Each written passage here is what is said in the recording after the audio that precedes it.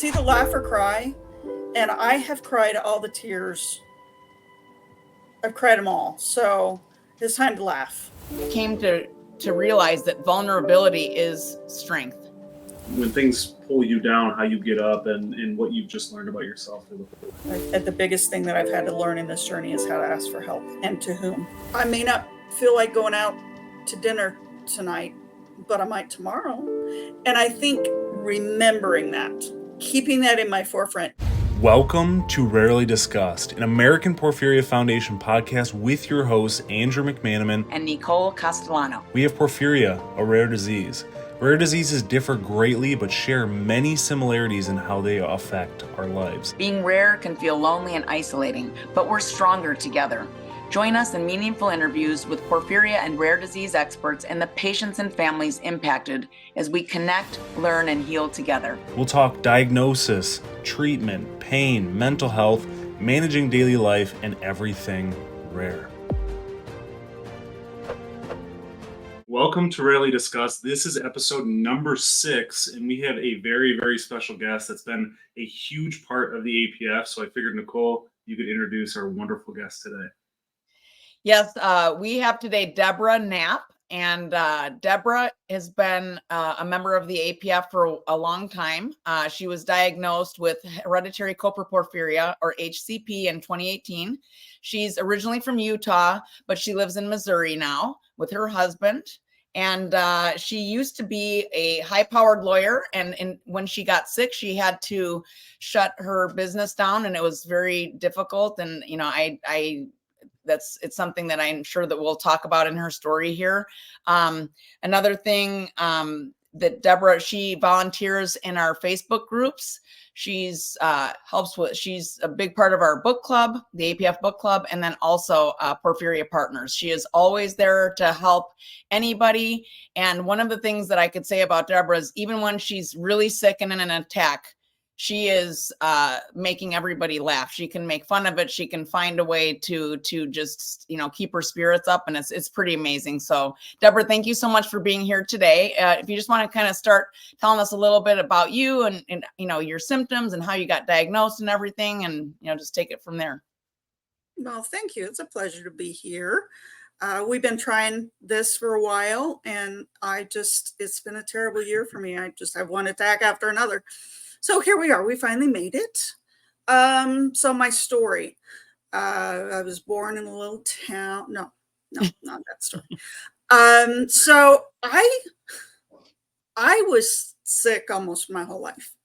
I feel like most of my memories, and it always was in the summertime. I don't know why, but most of my memories are of being like in bed sick for like a month every summer, and just having just weird aches and pains and vomiting all the time. And I don't remember seeing many doctors. Maybe I did, I don't know. But by the time I was probably 11, so the onset of menses, I was sick. I could have months where I could barely get up and move. I luckily went to a private school, so I could make up the work I missed and still stay on track there. Otherwise, I don't know how I would have graduated. And just horrendous sunburns, blisters, and we could never figure out why. And I kept telling my mom, there is something wrong. And honest to God, she thought I was just trying to get attention. And I don't blame her much. I mean, we're talking about the 70s and 80s. Even if I had porphyria, what could we have done about it then? But the doctors kept doing tests. I mean, we were running to ER. Like, I feel like I spent so much time in ER, and all the tests were run and nothing ever came of it. And it was always, well, it's probably her monthly, or maybe it's constipation. And so I got kind of used to the feeling, I guess, that I was just a wuss, and this is what, PMS feels like, and everybody else has it, and nobody's missing school and limping around and crying. So maybe I just need to suck it up. So that may be where it started, when I can just kind of laugh through my pain and go on. Yeah. Because I just became convinced that everybody in life has aches and pains. So because it's normal for you. So Yeah. that was your reality, and it became normal for you, it sounds Exactly. like. Yeah. And, you know, last night I was talking to a mutual friend, and we were talking about the same thing, about how when you do start your menses, and you only know what you feel and experience. And I used to get migraine. We were talking about how we didn't realize some things were related to porphyria, but when we look back and we learn more, we go, oh, wow, maybe that was porphyria. And, you know, I had migraines. She had migraines, and another person we were talking to did. And then I just found out last week, I was looking up a drug on the drug list for somebody, and it wasn't the exact name, but you know, similar medicines come up, and it was like unsafe, bad. And I'm like, oh, that's the medicine that I got, because I was in bed like 2 or 3 days every month. But I just want to bring that up, because it's because you just think that, oh, I must just get really sick, that, you know, it just must be, I get worse cramps than everybody else, or I'm just, you know, can't handle the pain. So yeah, I just thought I was a wuss. I mean, my mom was never sick, ever. I can't imagine you ever being a wuss. Okay, so this little tattletale on my mom. She ran a knife through her hand. I mean, through her hand. And then she pulled it out and wrapped it with electrical tape and just kept on going. Not even duct tape, electrical tape. Okay, Mom. That's some like old school, you know, like strength right there. That's like how you do it, you know? Yeah. I'm like, well, gosh. I mean, there's an ER right over there. They could probably do some stitching, give you a tetanus shot. No, all right. Which really, I mean, the woman lived to be deep in her 80s. So yeah, apparently she had some kind of weird penny in her pocket or something, because she tried to kill herself. I mean, not deliberately, but you know what I mean. She smoked like crazy, and her lifestyle wasn't tremendously healthy. And yeah, she just was way more healthier than she really should have been at her age. It's ridiculous. Yeah, it's lucky. So, there we are. But so that's kind of how I came into my health problems. But when I was 18, it got to the point where I would just be walking, like, you know, wherever, strolling, wherever, grocery store, whatever. And all of a sudden I'm grabbing my stomach and doubling over. And then that would pass and I just keep going. And somebody finally said, that is not normal. You need to go to a doctor. And I'm like, oh. And I was a grown up and had my own health insurance. And I went, okay. So I did. And he ran all the tests in the world. I mean, upper, lower. I swallowed things that I never want to swallow again, and stood in front of an awful lot of x-rays and blood and whatever, urine and whatever. I mean, he did every test you can imagine, and it all came back. I think he decided I had IBS, which I probably do. So, I mean, which to me, back then they called it spastic colon. And to me, what I heard when he said that was that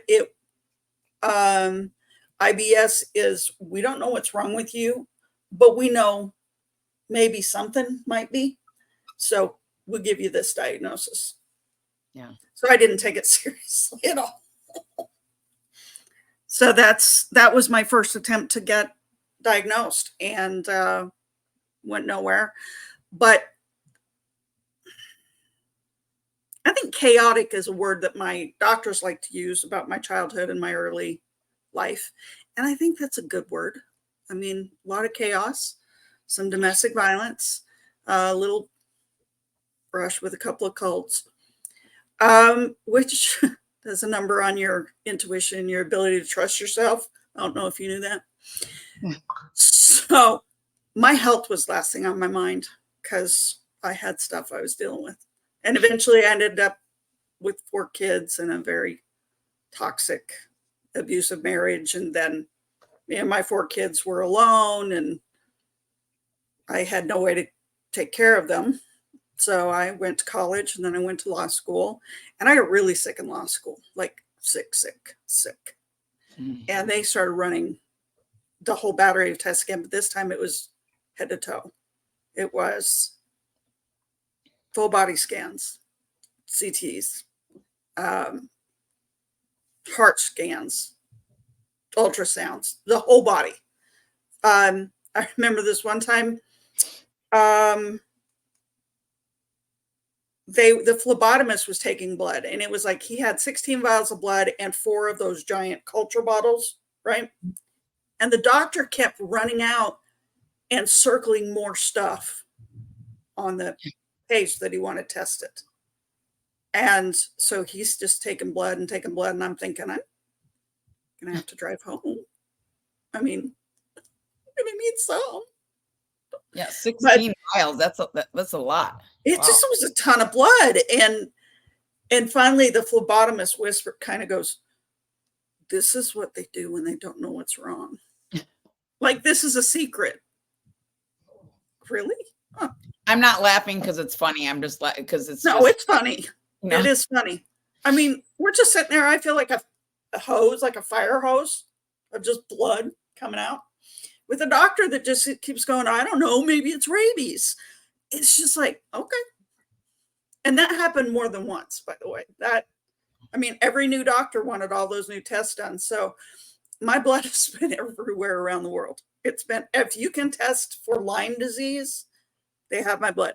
If you can test for any weird, crazy, bizarre, infectious, non-infectious, Mayo's got my blood, Johns Hopkins, CDC, they sent my blood to China.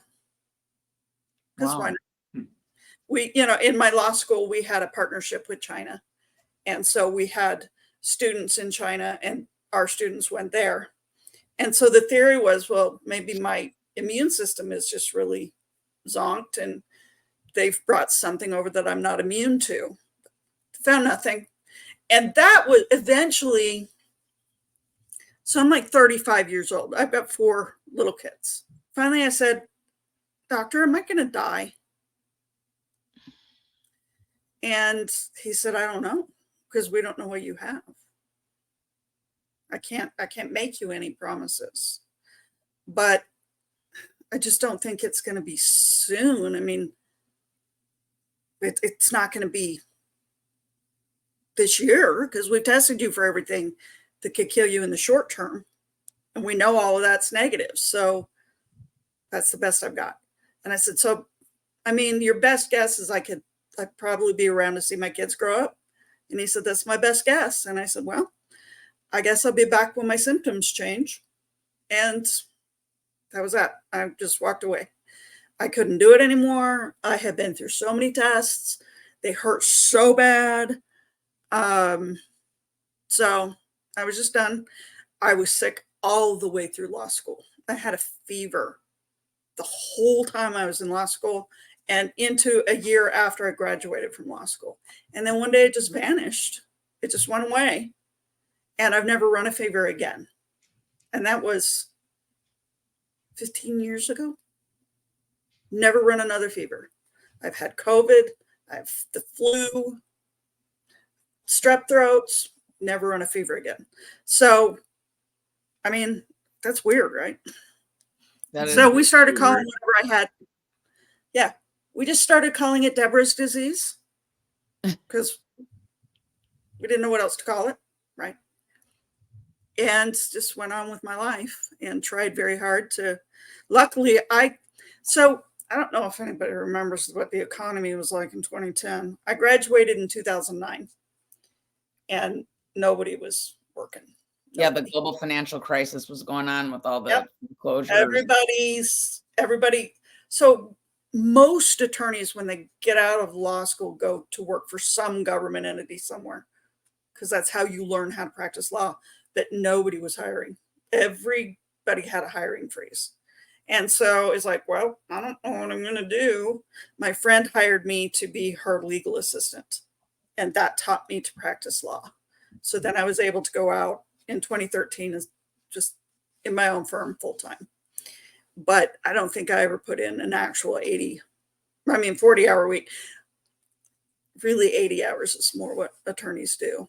But I was probably working 35 hours a week maximum because it was just too much. And practice of law is a little stressful. I don't know if anybody knows that. Especially I was with family law. So I always got this. Mm-hmm. The outside drama affecting. Stressful. So that was my life until 2018. And then it all came tumbling down. I turned a big important number in just at the end of 2017. So I decided I wanted to lose some weight because I'd picked up a lot of weight through law school and stuff. And so I went on the keto diet because that's what you do, right? And I did. I lost like 70 pounds. It was fantastic. Until, then, right? And then my business fell apart. And it was a problem with my web designer. And I didn't realize, because I'd been working so hard on the clients I had, that I wasn't really thinking about the fact that new clients hadn't been calling in a while. And when I finally put 2 and 2 together, I'm like, crap, I'm going to have to start over. Like, I'm going to have to get a new web designer and start completely over. And I was exhausted. I couldn't do that. But I got a designer and we started working on a new web page, and I was fighting with the old one because I was like, you were in breach of contract. You were supposed to be following up on this and you did not. So, I got all this other stuff going on. And then my mom she had advanced dementia, and she had fallen in her nursing home. And they took her down to the ER, and she was 107 pounds of brittle old lady. So she had some injuries, but they took care of them, and she was in good spirits because I'm my mother's daughter and she laughs off pain too. And then I guess they put her in the elevator to take her back to the unit in the hospital where she lived. Mm-hmm. And her blood pressure just tanked. So they took her back to ER, and the doctor called me and said, look, you need to get down here right now. Oh. So that was legit the turning point in my life, that moment. I called my brother and my sister while I was on my way to the hospital. And we think she had a stroke, maybe. But I got there too late to talk to her. She said her last words like 10 minutes before I got there. And then she was in a coma. And we had a very complicated relationship, my mom and I. There was stuff. And, but I was her primary caregiver. And regardless of whatever had gone on in our lives, I was her kid. So I stayed with her at the hospital, and she wasn't ready to go, I guess. So it took 7 days of her body breaking down before she finally scooted out the door. And I was with her every moment of those 7 days, except my husband would come sit with her for an hour a day so I could go home and shower and then come back. And, different members of the family would stop by, and I was keeping everybody, the distant family, the Utah family, and, in touch through Facebook Messenger. And I was just with her, just kind of, I wanted to be there for her in those last days. I didn't want her to leave alone. And so 7 days later, she passed. And then we started making funeral arrangements, and I knew I was going to take her to Utah to bury her. So she passed on July 1st, and we left for Utah on August 1st. And we had her local funeral like the 10th of July or something. So we went to Utah in the sun the whole time. Utah is a desert. It was very hot, but not at all humid because it's a desert. And so I remember my family was out there with me, and I'm like, we're 5 days into the trip. And I said, hey guys, do you have any idea what the temperature has been the whole time we've been here? I'm like, God, I hadn't really thought about it. It feels like the 80s. I'm like, guys, it's been 105 the whole time we've been here. So now you know why I think Utah weather is better than Kansas City weather. Yeah. So when we started back, I started getting blisters. And probably 3 days from the time we were back, and I had blisters that we couldn't account for several times in my life. Mm-hmm. Didn't connect them with the sun because the blisters hit a ways after the sun, so I'd have sun exposure, and then like at 24 or 48 hours later, the blisters would start. And, but they wouldn't leave. And I kept going to doctor after doctor, and I was on Vistara, which is very, very bad, and several rounds of prednisone, and I could not get out of bed. After my mom passed, if you have a complicated relationship with a parent, when they pass, it's rough because there's always that dream that everything's going to, that we're going to finally see eye to eye and everything's going to be forgiven and forgotten. And then when they're gone, that dream is gone. And so I could not get out of bed. I would go practice law. I mean, I was practicing law from my bed. I only had a few clients left. And then I'd go to court and then come back home, lay back in bed. And finally, I was really good friends with a psychiatrist who treated my kids. And he and I started sending clients to one another because I can't remember the word for that now. Referring. So, yes, cross-referring. Thank you. You're welcome. Porphyria brain fog is not fun. I know, you just can't think of the word, it's right there, and you just can't. Right. And it's not difficult. I use this word every day. So he and I were just sitting around talking about our clients, and I had some clients whose kids were on some really crazy medication, and I'm like, would you prescribe this to a kid? So this is kind of the relationship we had. He would ask me legal questions about his psych patients. I would ask him psychiatric questions about my legal patients, and we'd go from there. And he's like, and finally I said, you know what? I cannot I know I've been depressed for years. I've got major depressive disorder, but I'm not sure if my meds are working for me anymore. And he goes, I don't think you're depressed. What now? I'm sorry. I've had major depressive disorder for like a decade, but thanks. Appreciate you. And he's like, no, I really don't think you do. You don't have the personality for a depressed person. I'm like, run that by me again. So he's like, you know what? Let's just figure it out. I mean, do you feel like you're healthy? I'm like, you do not. I've been sick for years, but nobody can figure out what it is. And he grabbed a legal pad and leaned back in his chair and threw his feet up on the coffee table and said, let's figure out what this is. And I'm like, okay, you're a psychiatrist. I don't know if I don't think I'm sick. I am sick. Right. So, he's like, no, let's do this. Like, if it actually is in my head, I think you could help me. Maybe, but Right. I'm pretty sure throwing up every single day probably isn't in my head. So he was the first doctor that sat down with me and went all the way back into my childhood and talked about like everything that I remember as a child, as a teenager, all the stories, all the runs to the emergency room. And he would ask me questions, and he was running through stuff.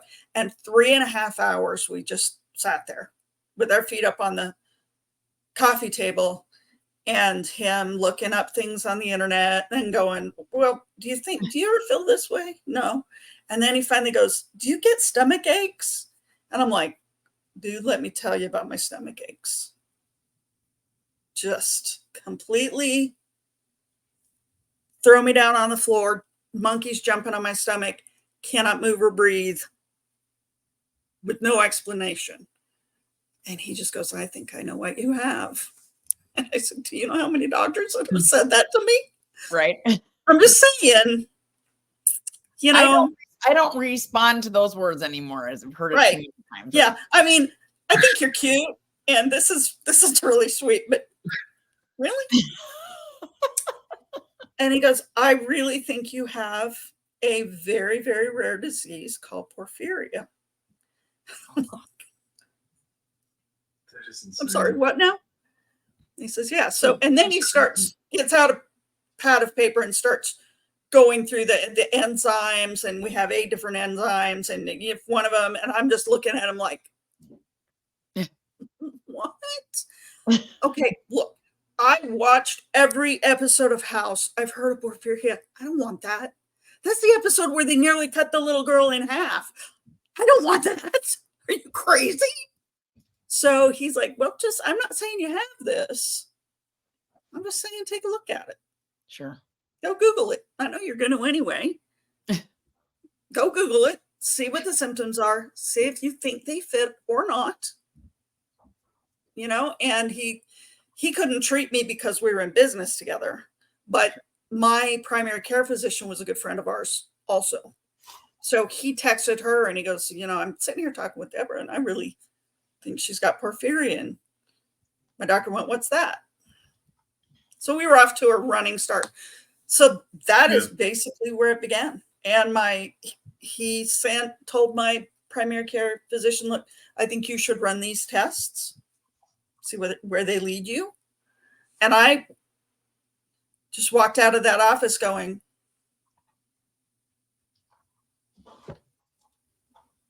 so I went to my doctor and some of my tests came back wonky.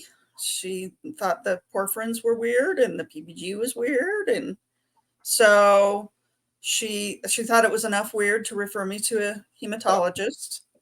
And that took 8 weeks to get in to see him. So it was middle of October when John first said the word porphyria.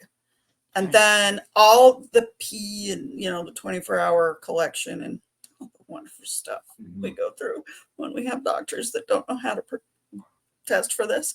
So all of that, we finally kind of got test results back that looked really funky the middle of November. So then my doctor was trying to find me somebody to send me to that knew something about this. And that took another 3 or 4 weeks. And then she sent me to my hematologist, and that took another 8 weeks. So it was literally the end of December when we finally had and then he did his own tests. And it was kind of amazing because I was just curled up, just arms wrapped around my stomach. My oldest daughter was with me because my husband was out of town. And he says, well, we may need to wait until you have an actual attack before we can get good numbers for a diagnosis. But in the meantime, we need to consider that this might be porphyria and blah, blah, blah. And I'm like, what? I really feel like I might be in an attack now. And so he ran me into had his nurses. Nobody on his staff knew anything. He had treated porphyria in his residency. None of his staff had a clue. So they ran me to the doctor, or ran me to the ladies' room, and I gave them a sample that looked weirdly like a yellow highlighter. Okay. Because that's the color I get. I don't get the lovely purple. So, and he ran a test on it, and he's like, yep, your PBG's high, your porphyrins are high. Let's get you some panhematin. So I was on panhematin on January 2nd, 2019. Wow. And that was my beginning of my porphyria journey. And I was scared to death from October 15th until 1st of January. I was just like, what does this mean? What does this mean? Should I be focusing on my career? Should I be, I mean, I had stopped the keto diet like months ago because I don't know if you know this, but if you here, you might have a very rare, almost untreatable, incurable, incredibly painful disease. You eat a lot of feelings. I'm just saying, a lot of feelings. Yeah. So, you know, a lot of Chipotle, some Twizzlers. Anyway. Oh, I love Twizzlers. Yeah, I did all that We keto. did Twizzler runs in college. Oh. Yeah, it's my emotional support food, and I will gain 2 pounds. Just write it down. So I try to stay away from the Twizzlers because I'm trying to So move the needle in the other direction.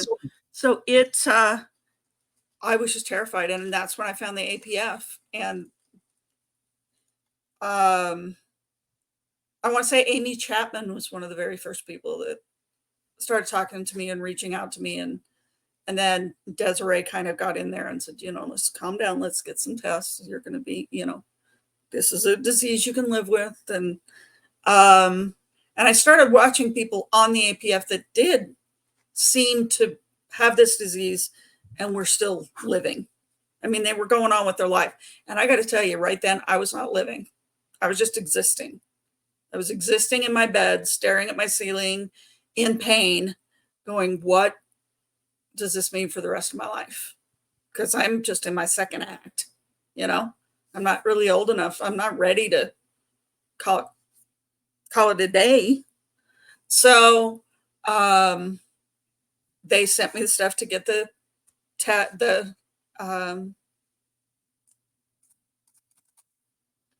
genetic test. We got that finally, the final genetic test in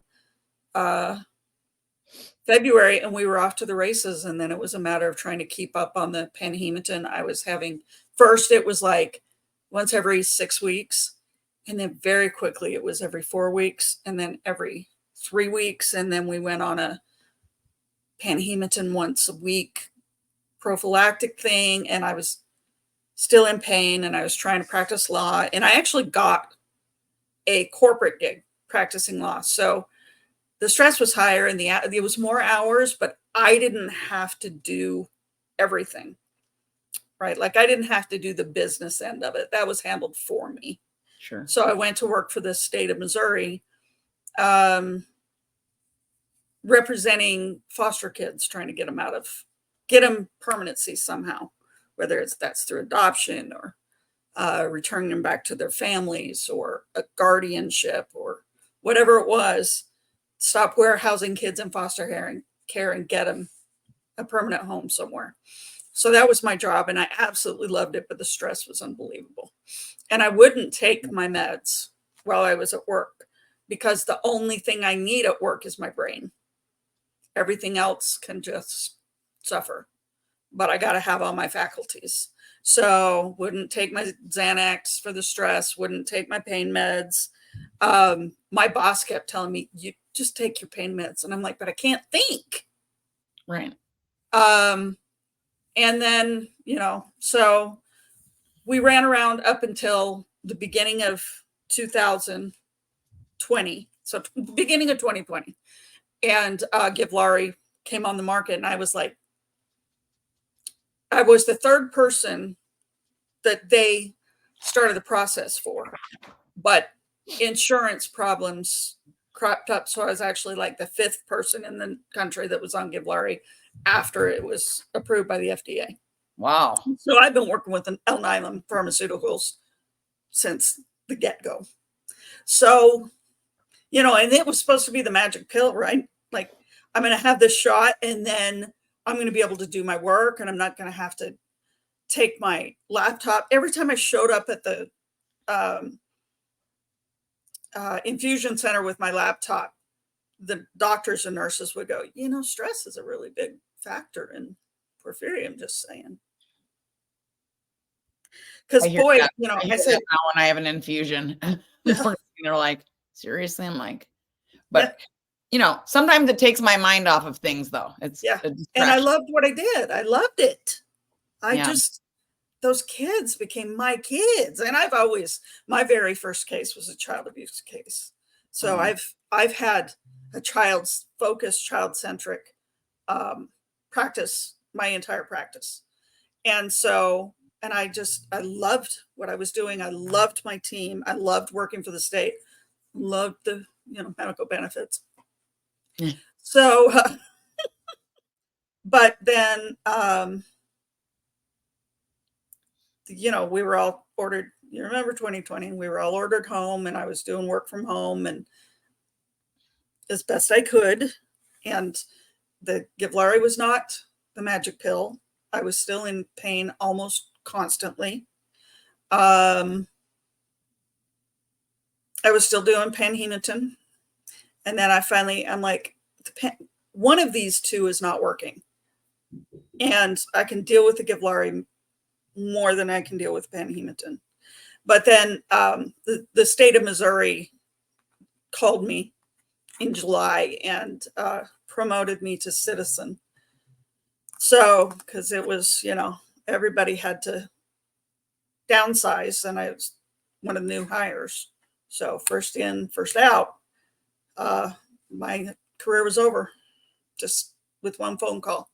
And I spiraled into such a just porphyria storm from that phone call, because we worked for the federal government. It was a weird way that this worked out.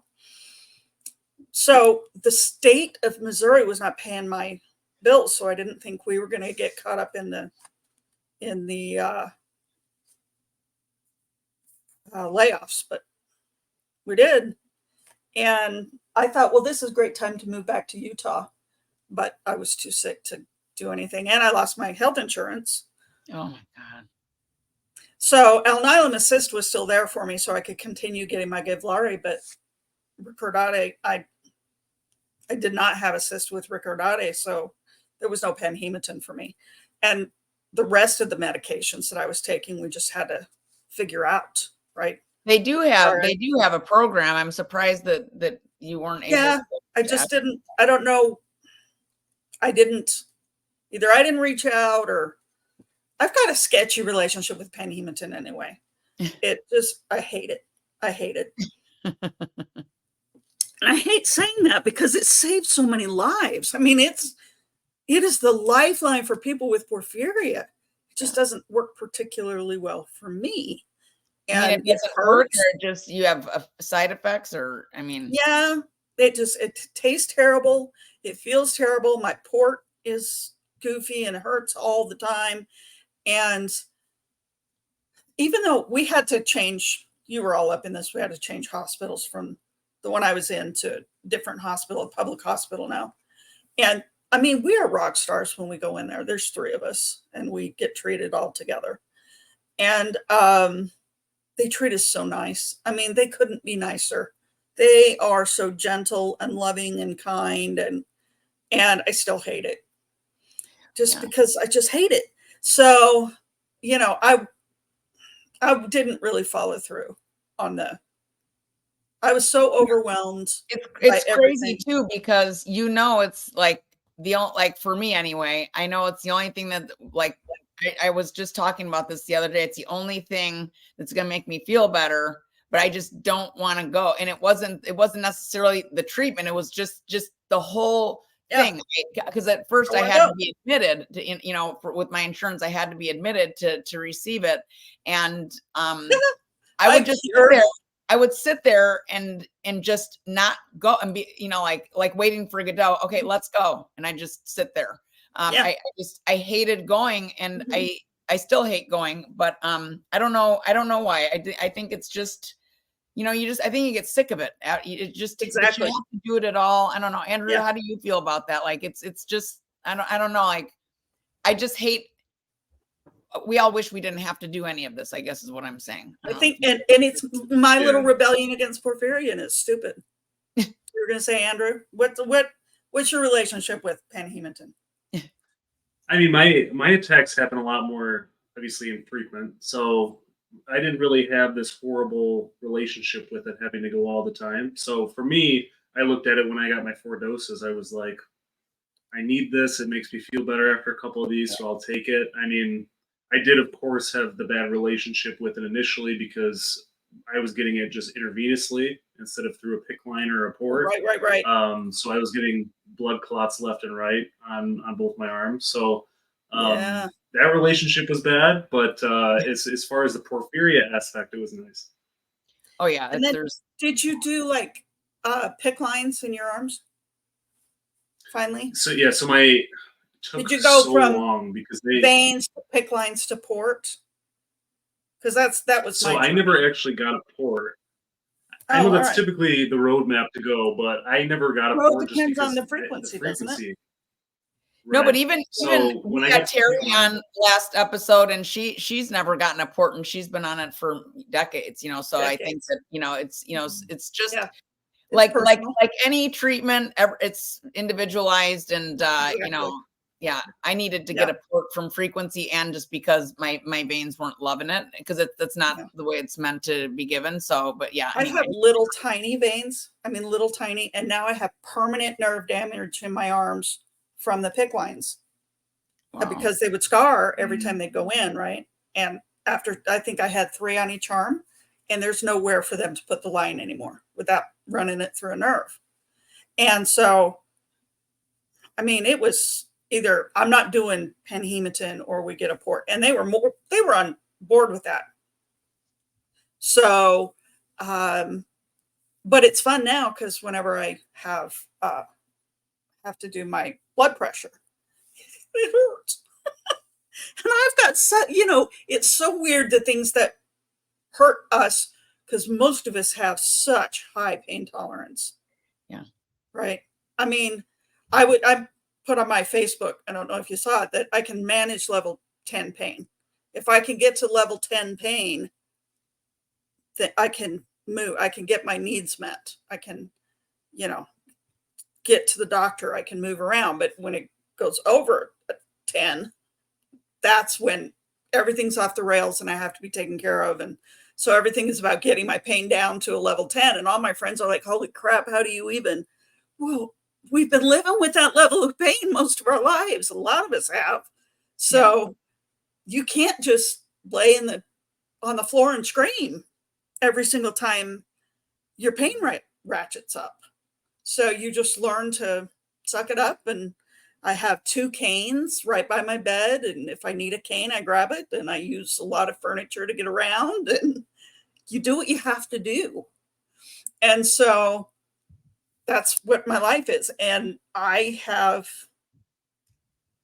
was doctors when I was pregnant. They used to tell me how unbelievably crazy high my pain tolerance was because they're doing these, whatever it is you do. I don't know.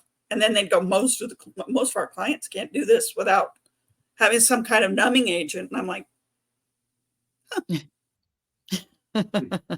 that's weird.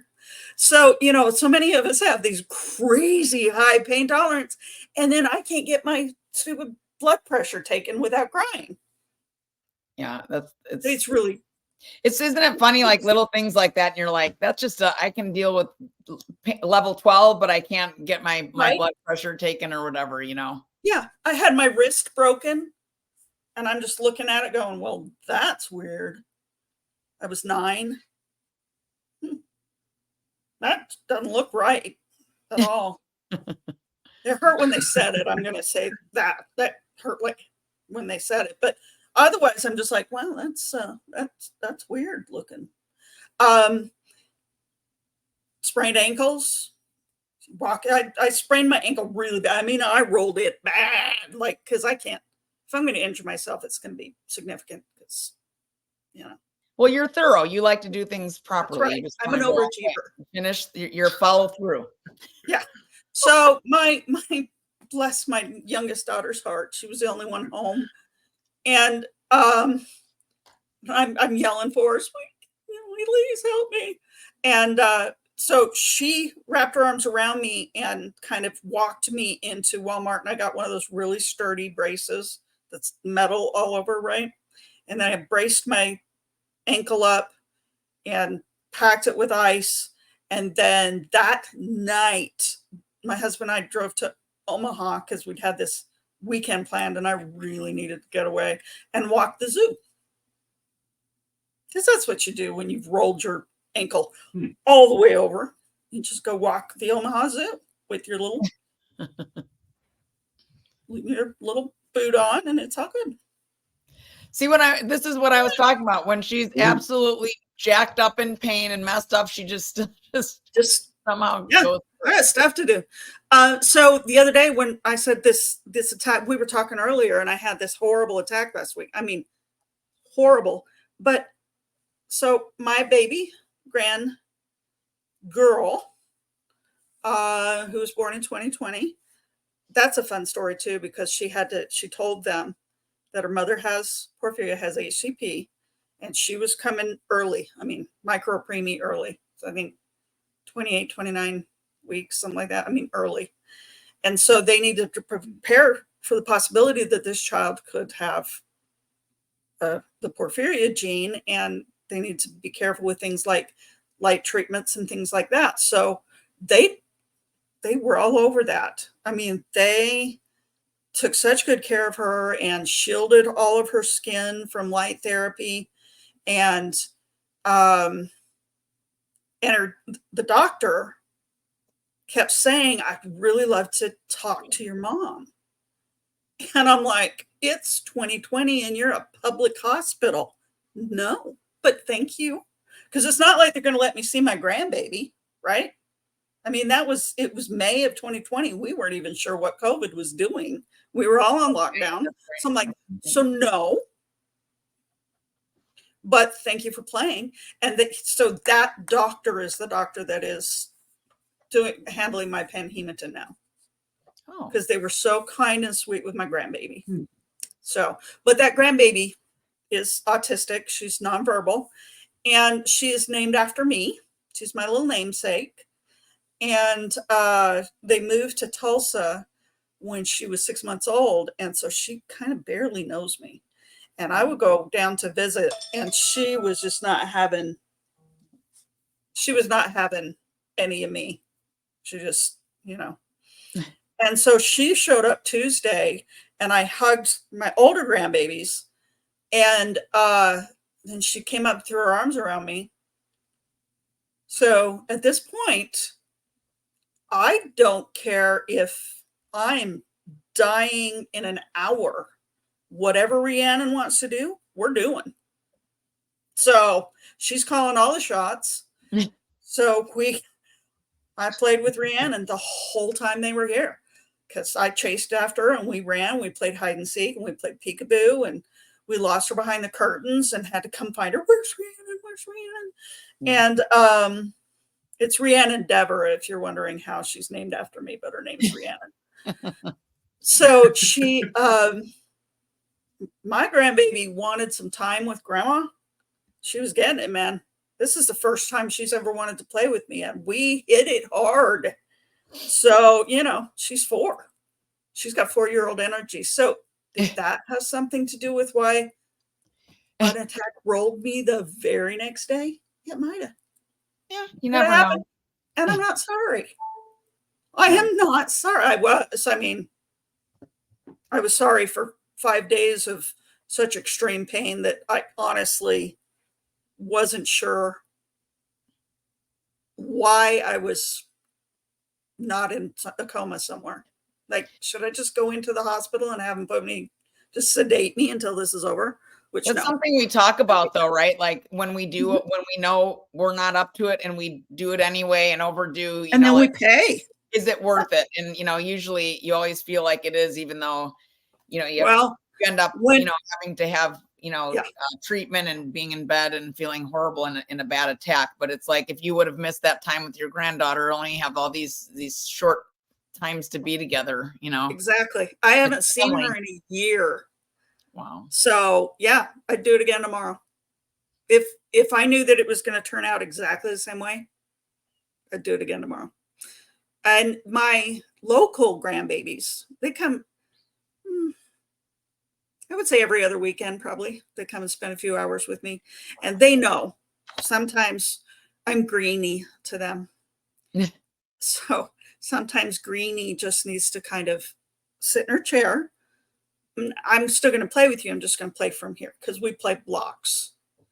And I sit on the floor with them. I have a little meditation stool, and we have like a whole fantasy village going. Oh, cool. Yeah, that's right. We've got kings and queens, and we build castles, and it's a whole thing. My husband just looks at it like, I'm sorry, what now? My oldest granddaughter of that group is 8, so she's right in the middle of the imagination play, right? Yeah. And the fantasy play. And then her little siblings are 4 and 2. And I've taught them the game Godzilla, which means you build a tower really high, really fast. And then we'll go over here and do whatever. And there's a tower over here that baby Godzilla can come and wreck. Yeah. Right? Instead of getting mad because the baby is destroying all the towers, because he's 2. No tower can stay standing. Right? No 2 blocks shall remain one on top of another. That's the 2-year-old code. So I've taught my kids to play Godzilla. So we'll build our little town over here, but we have little towers over here for Rigel, so that he has something to bash, and then we clap and cheer. And now the girls get mad when he doesn't want to play Godzilla. Like he's over here playing cars, and they're building a tower going, Rigel, and he's looking at him like, what? He's like, I'm out of my terrible 2s. I'm done with that. Like, we don't need to play this little game anymore. I was going to ask how you're maneuvering porphyria now after you've had all that diagnosis, you've had all this time. Like, how are you maneuvering it now? Okay, so I did have to retire. I was working for my old boss who had hired me back when I got out of law school. And in fact, I worked for her during law school.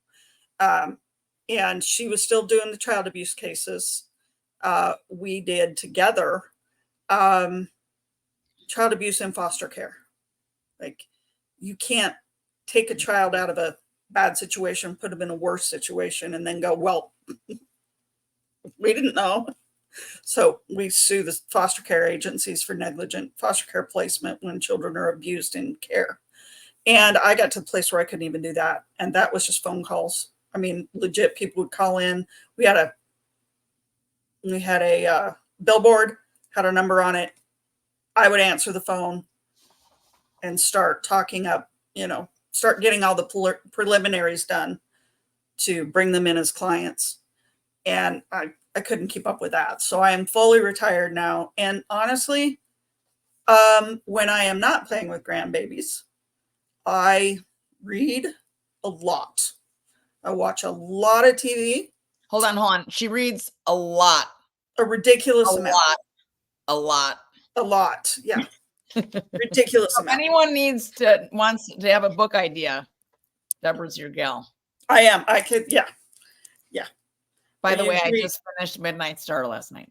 Oh, so you haven't even started Radium Girls. I did. I probably listened for 10 minutes, but I'll be good for tomorrow or for Tuesday. Tuesday? I'm not sure if I will be. But I saw the movie, so I think I'm going to be fine. I know how it I've read out. the play. I've read the play, so I have to read. I know the story and everything. But anyway, Andrew, I told you this was going to happen. If we bring up book club, we're going to I shouldn't have said So that's what I do. And I watch a lot of TV. And, I used to be an actress and a singer. And so Debra, you used to perform professionally singing. I did. Yes. And I'm a national award-winning singer. Wow. I ran into all my awards the other day in a box, and I'm like, why do I still have these? But I do. So, whatever. So yeah, I have opinions. How does that affect you? Because I know you have the tendency, because you have such a strong ability to just move on no matter what. But having to, I just know from my own experience, when I had to close my business that was just going exactly how I had dreamed that it was going because, because of porphyria. And then now you have these things that you can't do anymore. I know it is what it is, and you move on and everything, but like, are there, what is that? How do you deal with that, with the difference of having to, one life is this way and now it's this way. I mean, you're so positive and everything, but like, if you could just either explain what it feels like or how you're able to do that to help other people when they're feeling like that. Cause I know that happens to a lot of people. So to be very honest, I grieve my business every day. Not only am I a retired lawyer, but I've given up my my license to practice law because it was too expensive to maintain. Yeah. And so I can't even talk law. Like I can't even be there on the phone for my friends when they want to call me and go, gosh, I've got a case like this. And I know you had a similar case. Tell me what you did in that case. I can't even do that level. I mean, I am out. That's got to be devastating. It's heartbreaking. I loved practicing law. I absolutely loved being a lawyer. I loved the clients that I helped. I walked out on an awful lot of cases that were very, very huge and important to the people. I did a lot of fathers' rights cases, and I left a lot of dads. I mean, I sent them to other attorneys that I respected, and I know that they were well taken care of. But with some of these gentlemen, especially, we had a really good working relationship, and they trusted me with their kids, and it was hard saying goodbye to them. And so, I think what I do is I just go on, because thinking about what I lost is too much. It's too much. So when I have come to terms with losing my business and a wasted education and hundreds of thousands of dollars in student loans, I will let you know, because I don't know. I'm so sorry. Makes me sad. And I yell at the TV when there's legal shows on. That's your venting. It's just like, objection, dude, you can't do that. There's no judge on earth that would allow that in their courtroom. So my husband really loves watching legal shows with me. Of course, But your husband is your caregiver, right? I mean, I've heard so much about him, and even after Warren's episode, I know you said you watched that together, and he found it. We watch them all together, yeah. Connecting with that, like, you're really lucky because I was in a marriage where I was not getting a lot of support, and that's got to be great that. Now I'm with someone who actually has my back, and and it feels really great, but maybe talk about your husband a little bit and how what he does. Really? He even reads, because you love to read so much, right? Isn't that he kind of. So my husband is just, just a terrific guy. I mean, what can I say? We're best friends. We met at a Styx concert. There you go. So that's one thing we didn't mention at the beginning, is that with Young, the co-founder, that you were part of that community, a big part. You ran the. I did a lot of internet promotion for them. Yep, did some in-person promotion too, but most of it was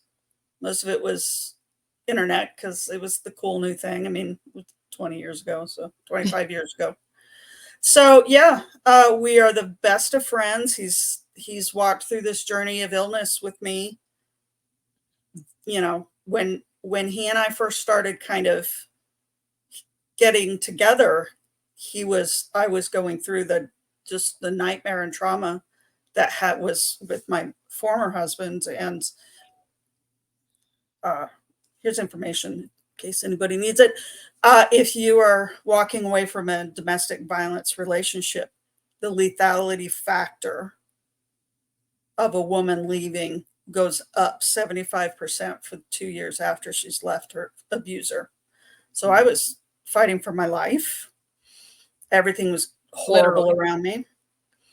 And he was just kind of a friend who was very supportive and finally asked me out on a date. And I'm like, well, you know, you are a man and all men are Satan, so I don't know about this. And I think we knew from that very first date that we had something Except for really special. Andrew. Except for Andrew. Right. I mean, I'm over that phase, Andrew.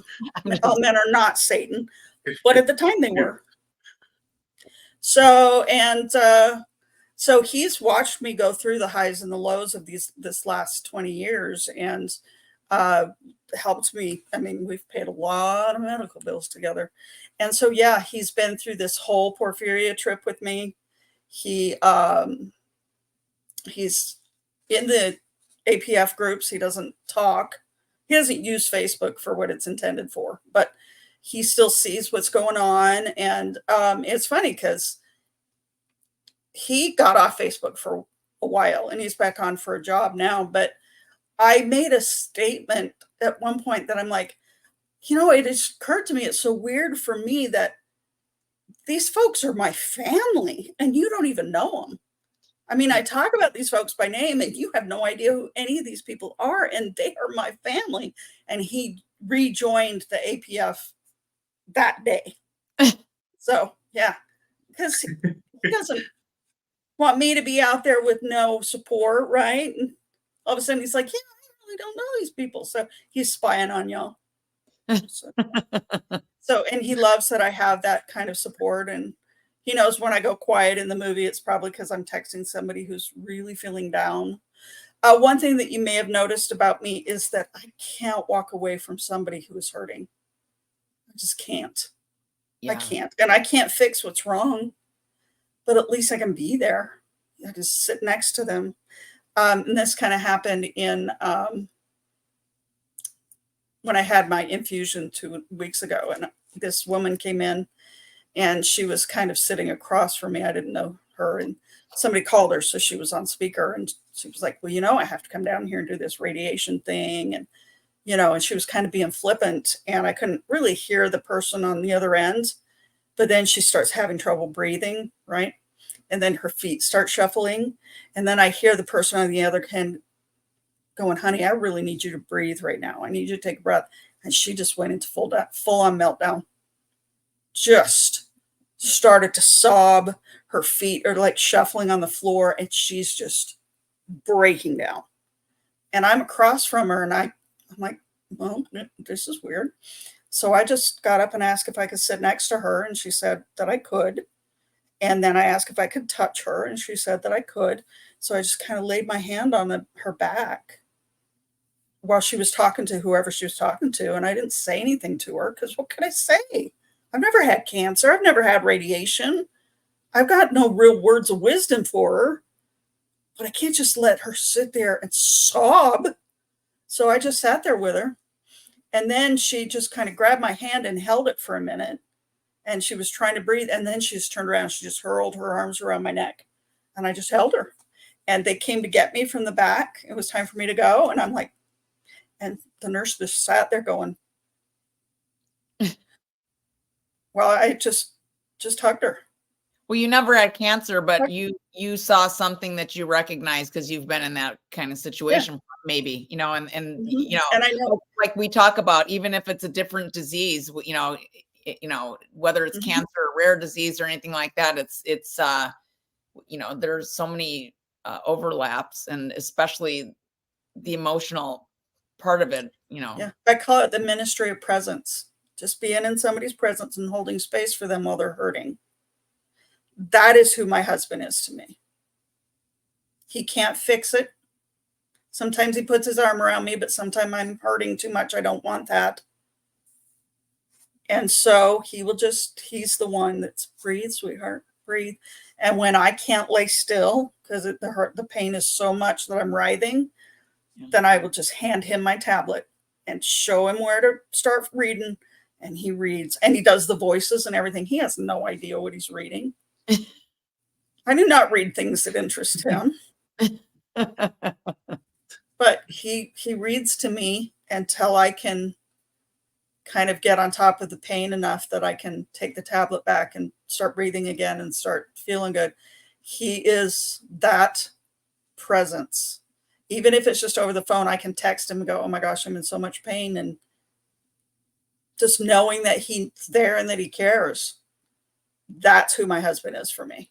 He is that person in the waiting room, just holding me and keeping me together. And eventually, you know, I did have to go and get my infusion. And so but she was calming down. She was starting to breathe. She was starting to come together. And I asked her, you know, I need to go. Are you going to be okay? And she said, yes. And then she walked away and my husband was like, I could never do that. Like, you do that for me every single day. But he couldn't do that for a stranger. And I can understand that's not everybody has that they can do that. And then the nurse was like, well, what was that about? I'm like, I have no idea. I don't know why she was breaking down. I just know she was. No, we were right? talking She was earlier. in pain. I'm like, how do you do that when you're still in pain? I'm wondering if it has anything to do with the fact that all your life, I'm not trying to put words in your mouth or anything, but it's just connecting right now, listening to you, that you had to just keep going. And then with law school, and then, you know, being a lawyer and having these, you know, family, and then the children, you know, these are things you were able to hold it. You know, you weren't in the end ultimately able to hold it because it's impossible. Nobody can, right? And so maybe that's how, but because you were able to do that probably longer than anybody else, because like I was saying, you're just so strong like that. I am ridiculously strong, and I don't know why. I mean, it's amazing to me, you know, that because this is one story, but I mean, I see and I hear from other people that you're always there, and it's just, I mean, you're such a blessing to so many people, and you know, a lot of us were in groups or something, and they, you know, so at least someone is up if everyone else is sick, you know, cheering each other on and, you know, lifting each other up. But like, you're all like, even when you're not up, you're up, and it's incredible. Back in high school, I had a friend that used to call me Dial a Smile. Whenever she had some stuff going on, and she used to call me every day after school to just kind of get pumped back up. I've always been a cheerleader all of my life. With all that being said, I was just curious, just because I feel like there's been a lot to learn from being and getting porphyria, and I just wanted to ask, what have you learned from it, just going through all these motions, these hurdles, and just when things pull you down, how you get up, and what you've just learned about yourself through the whole thing? That's a fantastic question. I'm not sure I have a really good answer, but I can try. First of all, one thing that I have learned, and I think we all need to recognize, is this is something that the medical community is really starting to explore. The body keeps score. And if you don't take care of yourself throughout your lifetime, it will snowball and catch you at some point, whether you have a disease or not. Sure. We all need to be taking better care of our mental health and our physical health, not just assume that we're indestructible in our 20s, that it's going to be that way forever. I think maybe if I had a less chaotic life in my younger years, maybe I would be a little healthier now. I mean, I'm not saying that porphyria wouldn't have caught up with me, but the days that I am well are way outweighed by the days that I am in pain. I am almost never not in pain. But I do know this, like yesterday, we were talking about this earlier. I had been in so much pain for the last week. I mean, I had just finished this infusion, which was wonderful. I mean, they treated me so well, and it couldn't have been more smooth, but I still hated it, right?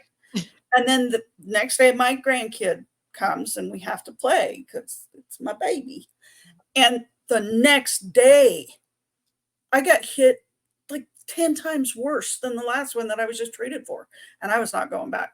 I was just not going back for that infusion. I just couldn't do it. I couldn't face it. So I've been laying in bed, just hating life and just going, no, nope, screw it. eat See, the there's takeout. something that we resist, like And when then- you're saying you hate it. It's just, even though Mhm. you know it's what you need, and It's life-saving. yeah, it's and that's why, not to cut you off, but we talked about this before about this resistance, Yeah, and it's stupid. Andrew, you're a little bit, less frequent, but there's just something about not wanting to go. Debra, you just did it this week, which you're in trouble. No, but yeah, I learned just like maybe 2 years ago that waiting even a day or two for treatment, this chronic pain that I have 24/7, 365, that's in my back constantly, that's nerve damage from, going over 12 years without being diagnosed, and probably doing what you just did, not going in, because I just hated going. And I loved how I felt afterwards, but it was just, I don't know if it's just the trauma. I don't know I don't understand what it is. I don't understand it either. But once I heard that, it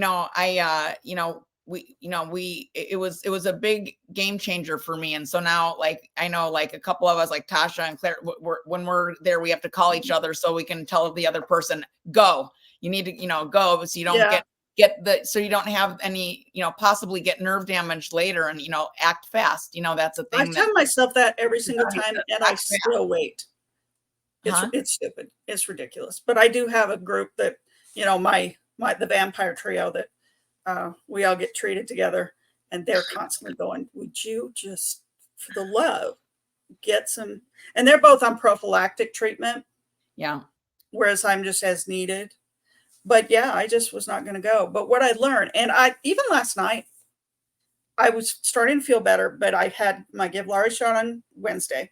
And so I always take the next day to just rest, because Givlari just wipes me out for that first 24 hours. And this was particularly painful this time. That subtle burning sensation you might get as a side effect of Givlari is like, somebody shooting a red hot poker into your stomach, and it lasts for a week. So, I do love how they make those little, side effects. May experience burning. Oh, all right. It was particularly burning this time. So I was in a mood, right? And you get that way. And I was like, screw it. I ordered pizza for dinner, curled up in bed last night, watched the Olympics. My husband's trying to joke with me and get me to smile. I'm not doing it. And I thought, I even expressed to my husband, I'm like, I have to do this podcast tomorrow. And, God only knows what they're going to get. But I woke up this morning and I felt more chipper, and the pain was down. And I got up and got moving and got dressed. And so I guess what I have learned from that is that it's not permanent, and it feels permanent. Every single time I go through an attack, every single time I get down like that, it feels like it's never going to end. This is my life, and this is my life forever. But it's not. It really is not. Even if you don't get panhematin because you're stupid like me, the pain will subside. It may take several months, and that's not optimal, because you could do some permanent damage to yourself, but it will go away. The brain fog will go away, and the depression will go away. And so I may not feel like going out to dinner tonight, but I might tomorrow. And I think remembering that, keeping that in my forefront, and giving my husband permission to remind me of that, because there was a time when I did not want to hear that. It's like, you know what? I'm hurting right now, and I'm going to focus on right now. I don't want to hear about, but panhematin makes you feel better. Yeah, I'm just enough. So he's very sensitive to that, and he kind of knows. Like, he spent a whole year going, we can figure out the panhematin. I mean, maybe just go see the new doctor. Yeah, So, you were in a bad situation where, where it was completely out of you and your doctor's control. yeah, and he fought so hard. But, I do have to say that, there was a lot of work done to get in there for you guys and try to figure something out. I mean, it was, I was amazed by how much that, you know, they got together and tried to find something for all the patients that weren't going to be able to. It was the facility that was no longer going to allow it. And it was you know, and that happens. And, you know, and I have to say, you got up and did something about, we talked, and then we got to be talking to the right people at Recordati to find a solution for you guys. And they're, I mean, you know, I always, they're just everyone that you talk to when you're talking to a manufacturer, they're always trying to help the patients get access to when they have a problem like that. But that was potentially could have been a really long time where you weren't going to be able to get it. And I'm so glad that, you know, you were able to figure that out. And well, even you don't know you can get it. It's just, even if you're not sick, I don't know about you, but it's just like, you're just. Yeah. It's just like an anvil hanging over your head. When's it going to fall? Yeah. And it's funny because even with the referral from my old doctor to the new doctor, it still took like 10 weeks to get in to see the new doctor. So it's not so what happened, just to catch people up, is that I've been going to the same hematologist. He's the one that diagnosed me. His entire staff studied porphyria the day after I went in for my first consultation. So the whole staff got up on what they needed to do and how they could help. And the staff learned to shield everything from light. And, you know, they really got up with it. And I just love them. And then the hospital, the umbrella organization that they practice under, just for whatever reason decided they didn't want to do penhematin at all. First, they wanted to do it inpatient. And so I went inpatient to get it done and taught them very quickly that they were not prepared to give penhematin inpatient. So they tossed me out, and then I, you know, arranged for me to get that last dose. And that was back in July of 2023, that last dose outpatient, and then they were done. And so, yeah, Recordati had doctors that they were suggesting, and somebody from St. Luke's, and there were all these different doctors. But what ended up happening was I remembered that doctor that took such good care of my grandbaby, and I got with my girls and said, you know what, let's go over to Truman. They want to treat porphyria. They've expressed, I mean, every single time I go over there, they remind me that there's a hematologist that really wants to talk to me. So let's give him a shot. So they all did immediately, right? They got on it and they got in there, and it took me a year. Well, 6 months, you know. It took me 6 months to finally go, can you please give me another referral? Because that one is expired. And then I still had to wait 2 or 3 months to get in to see him. But once I got in, they've been wonderful. So, and it's very strange that, so I have one hematologist. Talk about an embarrassment of riches for people that have to drive like 3 hours to get treatment. God bless them. But 20 minutes from my house to the south is the first hematologist, and he gives me Givlari because Truman is not set up to administer Givlari. But his hospital won't do penhematin. 20 minutes to the north of me, I can go get penhematin, but they can't give me Givlari. So, you know, is that hard to keep straight? Because, you know, usually when I was doing both, it's like I would just get them done at the same time. It was convenient. Yeah. Is it right? Is it hard now, and I have to, right? I need to make sure that each one knows what's going on with the other one. Like, I had to go get Givlari, and so I told him, you know, please put in my chart, I just had penhematin, I had my port flushed on this day, just because they need it in their files, right? I mean, we need to know how often, because they were looking at their files and seeing I hadn't had penhematin in a year, and they're thinking, oh, well, you must be doing great. No, I must be doing stupid because I'm just in continuous pain. So this disease. You're not self-deprecating at all. No, not at all. But this disease is crazy. And this is the kind of stuff we have to deal with. Doctors that don't understand it, that don't understand us, that heard about porphyria in medical school, but they don't have any idea how to treat it. And sometimes they want to, but most of the times they don't. And sometimes you have to cobble together care, right? And sometimes people have to go. My husband was asking me, like, everybody's talking about they're in hospital for, like, all these weeks. And I mean, are you not as sick as these folks that you don't have to go in the hospital? Or what's the deal? Because you've only had to go into the hospital once. And I had to tell them, for an awful lot of people, I think, is because they don't live in the area, right? If you can't get outpatient panhematin, you have to drive 4 hours to get there. And even they've talked, even Truman, who's just 20 minutes away, it's just downtown Kansas City. They have talked about, if I can't find rides, because my husband's got a new job now, he can't always take off work to get me into my infusions.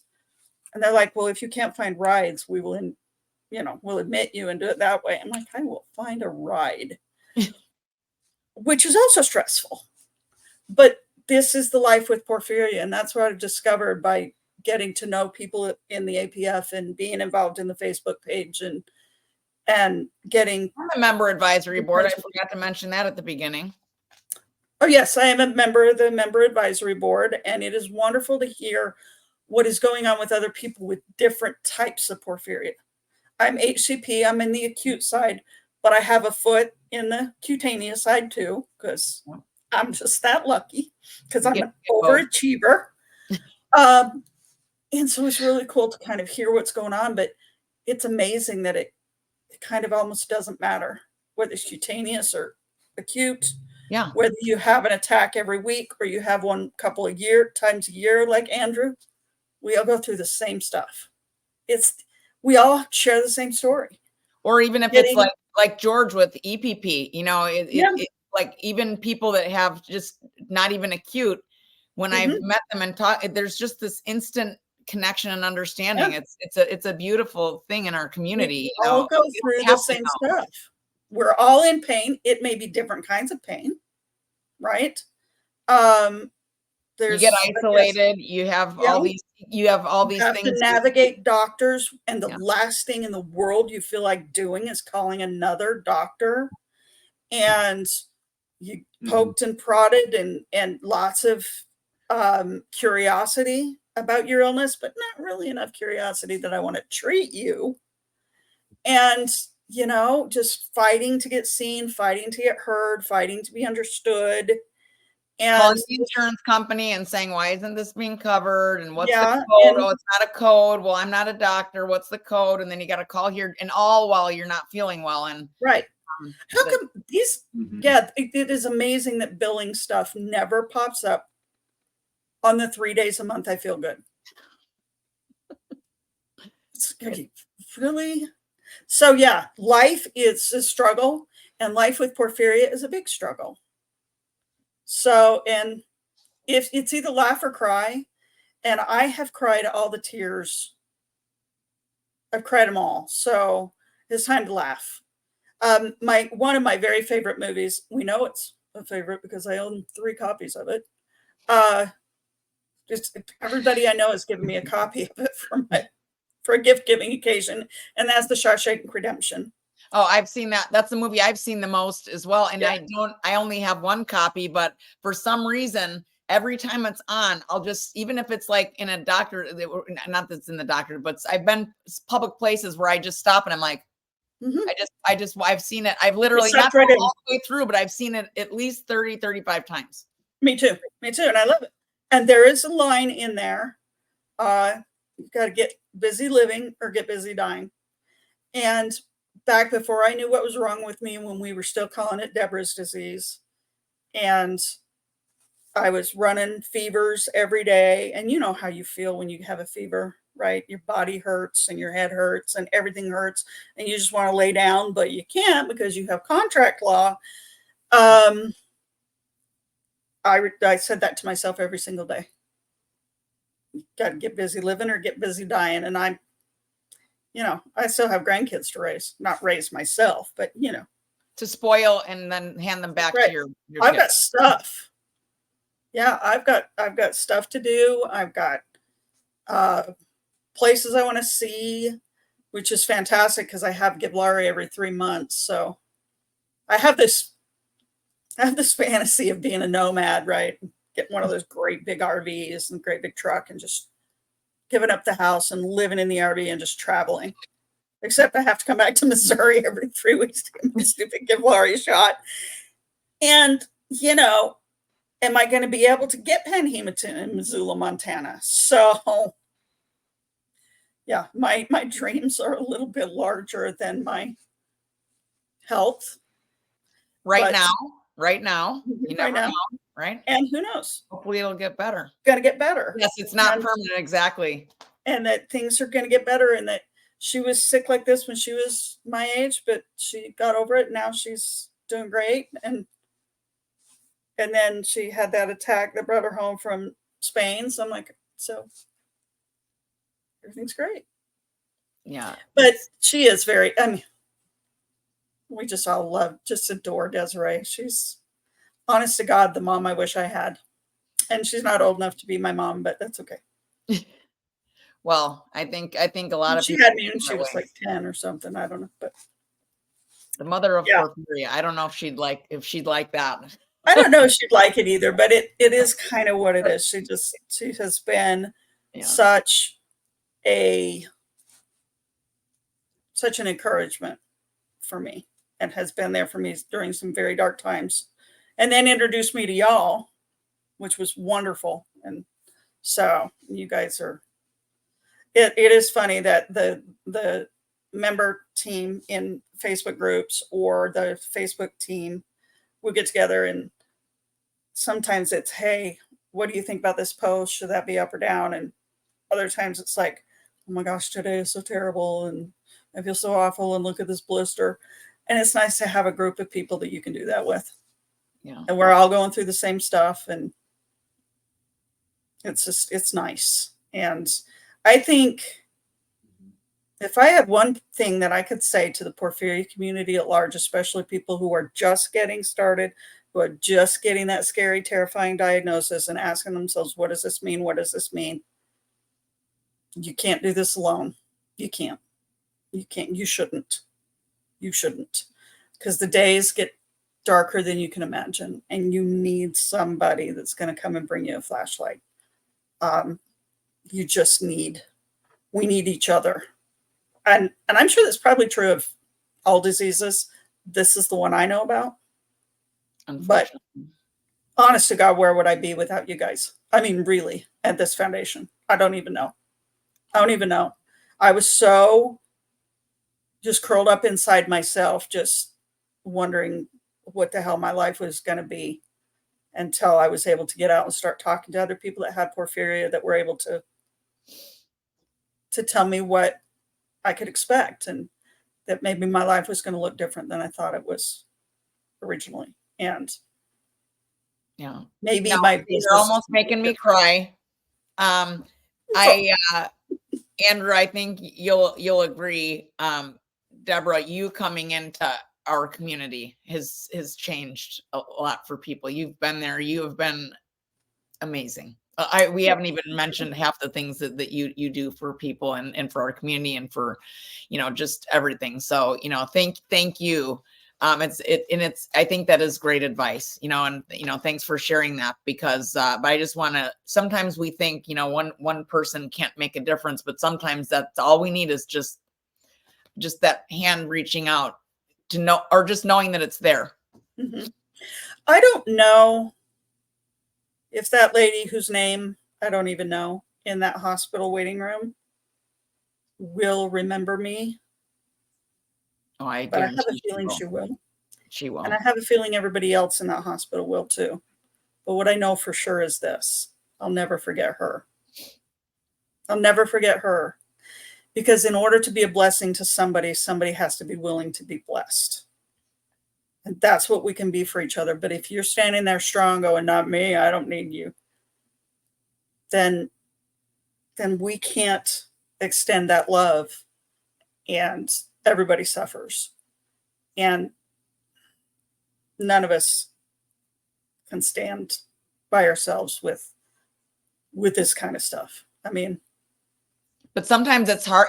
I know for me, I know for most people I've talked to, it's hard because first of all, you're trying to figure out what you're dealing with. You don't know how you need help necessarily, especially at the beginning, because you don't really know what's going on and you're trying to figure it Right. out. It changes, rapidly in different ways. And I think that it's hard to say that I need help, especially for for me, I'm stubborn. I'm very, and you guys know that I'm very stubborn, and Nicole and I are so much alike. It's a little scary.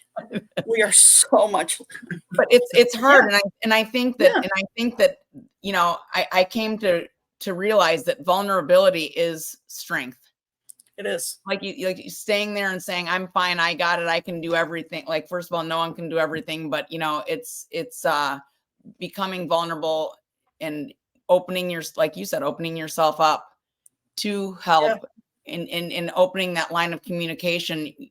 It's just indescribable. I'm having trouble describing it, but I think I'm sorry, I can't really, words aren't coming to me right now, but I think you're doing fine. Yeah, I was the one that never could ask for help ever, not even of my husband. I, in fact, told him that I did not need or want a knight in shining armor, that I was my own knight in shining armor. But what I wanted was a knight to come alongside me and we could live life together like that. I had every intention of being financially independent for me and my kids and never have to depend on somebody else's salary again. And I would say the biggest thing that I've had to learn in this journey is how to ask for help and to whom to ask. And I wouldn't even ask my husband for a glass of water. I got up and got it for myself. That's how independent I was. And now when he's home, every single morning starts with, sweetie, could I please have some fresh water? Honey, could I please have some toast? And I want to remember that even though he would do anything for me, honey, would you please sever your left leg and bring it into me? I mean, he would do anything for me, but it's still important to ask and be decent about it and be nice, right? The please and thank yous. And to make sure that he knows how much I appreciate everything. And he had to learn not to tease me about it, right? And he had to learn, because my needs don't always fit into his schedule. And so sometimes it's frustrating, right? He just got sat down and all of a sudden I need something. And he's like, and he can't even show that because that will make me go, oh, well, I'm asking for too much and I'll stop, right? So he has had to learn to keep all of that to himself and to me be, of course you can, sweetheart. And my kids, I've had that journey with my kids too, having to ask my kids for help. I was the rock that was saving them. Doesn't go the other way. But my oldest child has always been my rock. She's always been the one I had to depend, that I could depend on and I had to depend on. And now she's in Oklahoma, which was probably good for, it's probably good that we got that little distance because it left space for my other children, for me to have that adult relationship with them now where I can come to them and say, I really need you right now. And they can do the same with me. And it's now not parent child, gimme, but it's one adult saying to another, I'll tell you, my precious daughter-in-law, is as sick as I am or sicker. She's got diabetes. She's fighting with some weight problems. She's got real structural problems with her hips and stuff. But if I need to go to a doctor or to get an infusion or anything, she will drop whatever it is and come pick me up, no matter how much in pain she is. And I do the same for her because we get it, right? We know. And it wasn't easy. We haven't had the best relationship in the world always. That's hard. Daughters-in-laws and mothers-in-laws, it's hard. Okay, so for people that have trouble asking for help, Mm-hmm. where did that kind of switch happen for you when you were like, I'm able to? Was it a switch, or was it gradual, or how did you feel about yourself, needing help, can you talk about that a little bit? Yeah, I went through a phase where I couldn't get out of bed. Legit. Even getting to the bathroom was, and it's, I've got a, like most people do, right? I've got a master bath right next to the bed practically, but I couldn't get in there. Somebody had to bring me everything, and it was humiliating. It was absolutely humiliating. And I had to tell them that. I had to get honest and vulnerable and real and tell them, look, I am not good at this. I am not good at this. And so this is what I might need from you. And it's been a lot of give and take, especially with my children. Because I'm still the mom, right? My poor son, he graduated from high school in 19. That whole senior year of high school, he was just raising himself. We were eating DoorDash every night for dinner. And he hasn't had a home cooked meal from his mom since he was 17 years old. So that's just humiliating. That breaks my heart. It's not what I wanted for my son, right? That's not what I wanted for any of my kids. I didn't want them to have to be the mother for me. At least, I mean, at some point that happens with everybody, right? I mean, I had to become my mother's mother. I did not enjoy that. She didn't either. But at some point, it has to happen, but not when you're as young as me. I mean, come on now. My kids are in their 20s. They're trying to get their own lives going, right?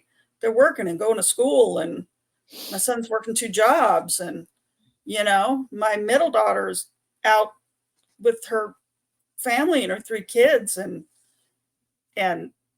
just as sick as I am, by the way. That child has got the hats and the gloves, going out and learning to ask for help, and, just like me. So it was hard, and it took a lot of just humiliation, really. Just a lot of sucking up the humiliation, and having a family that was really willing to learn with me, and was really willing to recognize that even though we tease each other mercilessly, I mean, it's ridiculous, right?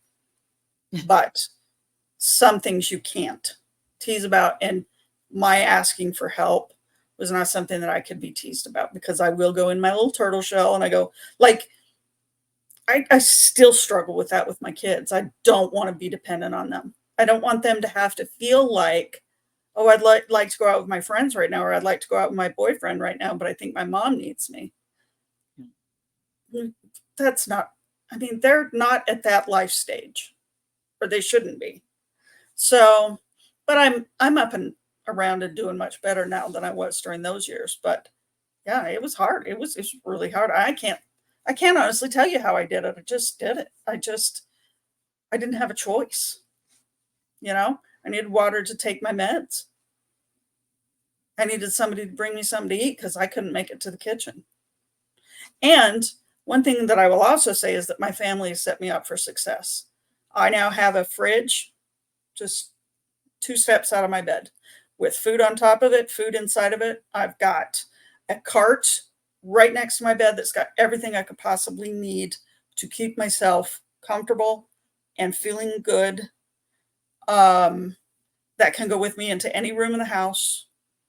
So if I get out in the living room in my chair, I can snuggle down in there and not have to go, oh gosh, I have to go back to the bedroom to get whatever. It's all in my cart. So my family has really stepped up to try and help me be as independent as I can, because I gave birth to 4 mini-me's. They are all independent, self-sufficient. They don't want to be my babysitter any more than I want them to be babysitting me. So it's taken a lot of work, and I don't think we've got it down perfectly. Life is a work in progress anyway, right? It's a very, very good, it's a very, very good point, you know. Yeah. And I think it changes over the years as their lives change, your life changes, or, you know, I know that's happened in my family. So it's just, you know, you have times when you're more sick, times when you're better, times when everyone else has got more things going on, and it's not easy, but I think that's really good advice for people. And I've had to show myself grace. I do have a very harsh, critical voice in my head. It sounds suspiciously familiar. Is it my voice? It is not. I have a voice in my head too that just like it might maybe sound a little like my mom. And I feel bad because I feel like people in my family are going to see this and go, how dare you? Because my mom really was a wonderful lady, but she and I did have some struggles, but she really was a very wonderful lady. And I learned my generosity from her. I learned to be there, be present for people from her. So, you know, I don't want to leave the impression that it was some kind of horrible thing. We had moments, like I think every parent child do. Yeah. And especially as her dementia increased and she kind of, I mean, those were dark times. But so that critical voice, I've had to learn to silence it. And I finally got to a place in my own mind where I was like, what if I spoke to myself the way I speak to my own kids? You know? Imagine that. If my kid was laying in bed, couldn't move, and they have been, couldn't move because the stomach hurt so bad, I would not be saying to them, get up, you faker. Right? And I don't want to say that anybody else has ever said that to me. That's the voice in my head. Right? Because I grew up going, well, everybody has aches and pains, so I need to just get on with it. And I would tell my child, honey, what can I do to help you? Do I need to take you to ER? Can I get you something to eat? How about a nice soft blanket? That's what I'd be telling my child, right? So I've had to practice that grace, giving myself permission to be sick, permission to be hurting, permission to be in a bad mood, permission to not laugh at my husband's jokes because I just don't feel like it, permission to be grumpy and be sad and be whatever. And also, by the way, permission to feel good when I feel good. Yeah. My husband gets really worried about me because I get a day where I feel pretty good, right? So I'm up folding the laundry and, you know, making the bed and doing whatever, right? I'll go out and take a walk or whatever it is that I feel like I can do today. And then I'm sick the next day and he's like, you know, you did too much. And finally I had to tell him, this is all the life I get is those hours that I'm feeling good. Let me feel good, right? Let me do something that makes me feel productive. Let me do something that makes me feel normal. And so he worries so much. Bless his heart. It was just like Warren was saying that he and James Young used to sit and process, like, everything in my life is like, okay, we got her through this crisis. Now let's get ready for the next one. I mean, that's his life. And so I think he loved hearing that from Warren because that is his life. He is constantly preparing for the next crisis. And so he's such a worrier. That's one thing that I tend to stay in the present more than he does. He tends to he can really get worrying. And so we have to work together on that. Me trying not to give him stuff to worry about, making sure that, you know, he's always worried that the porphyria is going to hide something else. Right. And we won't catch something we should have caught because we're just saying, oh, this is just porphyria. So, you know, I'm getting my scans, I'm getting my colonoscopy, I'm getting my whatevers, right? The well visits that you need. Very important because it's very easy because it is like so many other things to just think that, oh, it's just that again, but that's a really and important when you don't have to see a doctor, who wants to go into a doctor's office? no matter how nice they are. And I do have wonderful doctors. I truly do. I think part of it is that I'm a professional, so I know how to speak to other professionals, you know, and I just have that personality. I really have never met a stranger. So I get along really well with all my doctors, and they're wonderful and kind to me. But like, I just got a message from my primary care physician that it's time for me. We do telehealth a lot. It's time for me to go in for an in-office visit. I don't want to do that. And I love her. I just absolutely love her, but I don't want to go into her office. I don't want to go into anybody's office unless I am dragging one foot behind me and, just weeping a little. Yeah. But I do, right? Got my colonoscopy coming next week because my dad, that's how he died. So I keep up on that. And these are the things I do to help my husband to be okay when I'm sick, to not worry, oh my gosh, this is something else. And so we work together on that, and it's not easy, but it's the life we live. He took that for better, for worse part of our vows really super seriously. And I couldn't be more thankful. Imagine if this was with the former husband that it was abusive to me and my kids. I would be dead by now. I'm going to say that flat out. Thank God that I got moved from that position to this husband that loves me like this, loves me that he's willing to walk through this with me, because it's not fun. And, we went out to dinner for our anniversary on the 1st of July. And Hey, happy anniversary. Thank you. It was the first time we'd been out to dinner since our anniversary the year before. Oh. We used to go to movies at least once a month. Haven't been to a movie in a theater. It's been more than a year. I'm a movie buff. I'm a serious cinephile. So I have a 65-inch TV in my bedroom. Actually, it was our living room TV.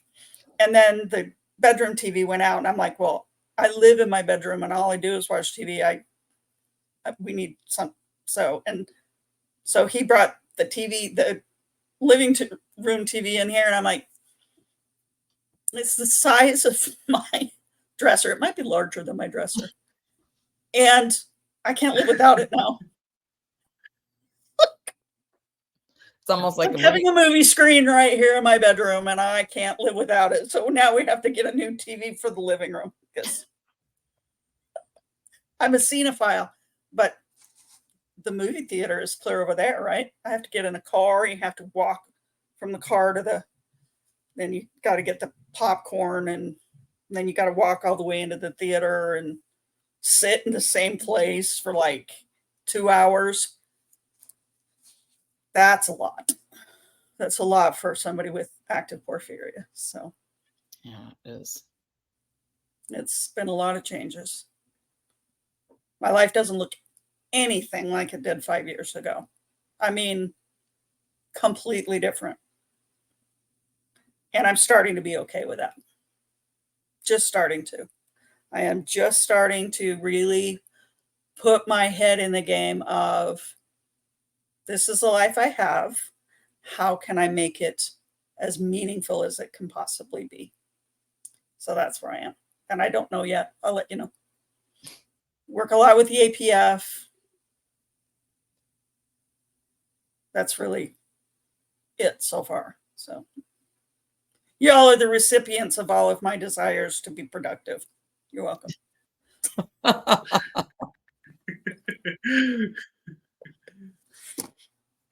I thought that'd be just a good place to wrap up. But before we did, I wanted to see if there was anything that you wanted to mention that maybe we didn't ask you that you wanted to mention to everybody. For those that don't speak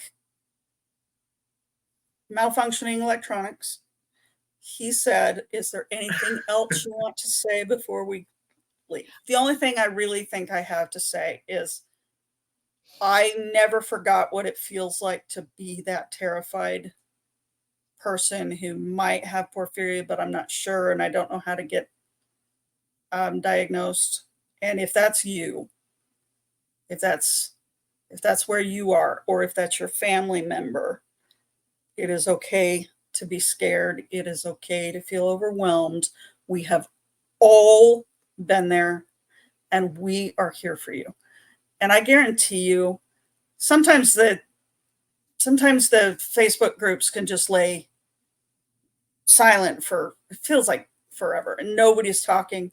But I guarantee you, if you say something in there about, hey, I'm really struggling with this, you'll get 32,000 answers, because we talk a lot to each other, but if you're struggling, we're there for you. And I guarantee you, any time of the day or night, because insomnia is a really big deal with porphyria. So if you're not sleeping and you're laying there going, I don't know what I'm going to do with the rest of my life, we're here for you. We don't have answers, okay? But what we do have is broad shoulders and strong arms and a lot of experience. So just reach out. We're here. We love you. We've all been through it. And I can't tell you you'll be okay, but you will be okay. Yeah, I just wanted to say that you're such a glue that holds all of APF together, just with everything you do with all the members. So it's greatly appreciated. Well, now I feel bad for skipping out on nap last night. You were, that's what you're talking about. Andrew. You were laying there in pain and you couldn't even move and you feel bad. Yeah. You did the right thing. You took care of yourself. And that's what we always have to, like you said, it's okay to be scared. It's okay to take care of yourself. You need to take care of yourself. And, usually I would text if I couldn't be there and say, hey, I can't be there tonight. But last night I was like, I don't care. We all have those days. It's okay. It really is. And turns out they had a wonderful meeting without me. So I may be a glue, but I'm not the glue. I think Nicole's the glue and Desiree's the glue. And oh, thank you. Andrew's definitely the glue. So, but thank you very much. That's very kind. And this has been fun. Let's do it again. Absolutely. My husband even would come on and do this. I'd love to hear what I know we were talking about that too. Yeah. Cause for sure, for the caregiver perspective. And I just thank you so much for all you do and for being that I'm not going to say light, like Tasha is the light, but you're like you were saying, you have a dark sense of humor. And so when things go dark, you just, I don't know how you do it, but it's just and it sounds like a small thing, but it's such a big thing. I mean, people I can't tell you how many times when you're there and you say these things that just everybody needs to hear. And it's like, it's a talent for sure. Oh, it's something. I don't know what it is, but you're welcome. And all of my 4 kids have this exact same sense of humor. So I can only just apologize to society just so much. I'm sorry. We're dark, man. I love it. It's like, honestly, this is a family joke. We can wrap up with this. My oldest daughter, when she was in high school, they had a substitute teacher. And you know that substitute teachers are fair game, right? And so she got him believing that her name was Ginger, that was her street name because she was prostituting herself to pay for her cancer treatment because she was dying. And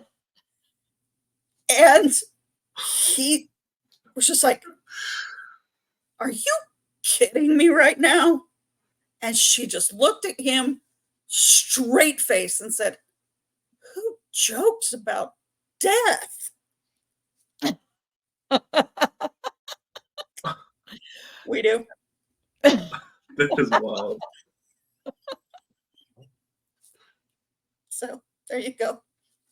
And I can tell you most people that come on and talk about that, they'd be like, I'm not going to say that about my family. It's like, we all, our families all have stuff. And that's not a bad thing. I wasn't saying. By the way, wildly proud of that child. Yeah. That was the best thing ever. That was her finest moment in high school. I love it. Truly. Well, there you go. That's my gift. And I give it freely. You're And very often when it's not welcome, but makes well, me Debra, grateful. you're definitely the gift that keeps on giving. That's for sure. With that being said, I think it's a good place to wrap up, Debra. It's been amazing having you. You are a glue for all of us here, so we appreciate you having you. I appreciate that. Thank you. Yeah, thank you so much. Thank you for taking the time out of your day to listen to our podcast. If you enjoyed this episode, please share it with friends, family, or anyone who could benefit. And please don't forget to subscribe and leave a review on your preferred platform. It helps us spread awareness, and we would be extremely grateful. You can also follow Rarely Discussed on Instagram, YouTube, as well as TikTok. If you're someone seeking diagnosis for porphyria, visit porphyriafoundation.org to receive a free doctor packet, forms for free DNA testing, and a list of doctors in your area. Stay tuned for more episodes of Rarely Discussed.